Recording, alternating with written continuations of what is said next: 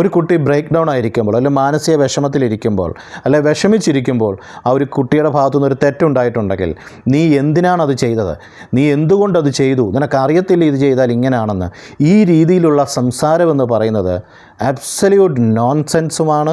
അത് ആ കുട്ടിയെ വീണ്ടും തകർച്ചയിലേക്ക് കൊണ്ടുപോവുകയും ചെയ്യുകയാണ് ചെയ്യുന്നത്.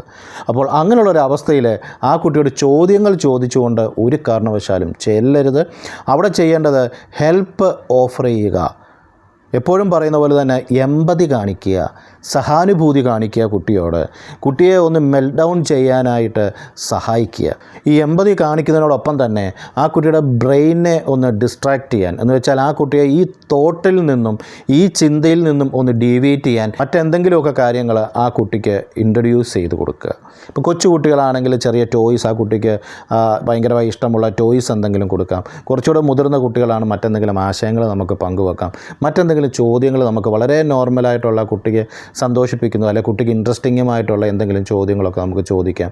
അങ്ങനെ പതുക്കെ ആ കുട്ടിയെ ആ ഒരു അവസ്ഥയിൽ നിന്നും മാറ്റിയെടുക്കാം. അതല്ലാതെ ആ കുട്ടിയെ ചോദ്യം ചെയ്തുകൊണ്ട് ആ കുട്ടിയെ ഇപ്പം അങ്ങ് നേരെയാക്കി മാറ്റിയേക്കാം, അവൾക്കൊരു ഇൻസൈറ്റ് ഉണ്ടാക്കി കൊടുത്തേക്കാം, ഇനി അത് ആവർത്തിക്കാതിരിക്കാനാണ് എന്നൊക്കെയുള്ള ചിന്ത അബ്സല്യൂട്ട് നോൺസെൻസ് ആണ്. അങ്ങനെ ചെയ്യരുത്. ആ കുട്ടിയുടെ സഹാനുഭൂതി കാണിക്കൂ, ആ കുട്ടിയെ അതിൽ നിന്നും പുറത്തിറങ്ങാനായി സഹായിക്കും.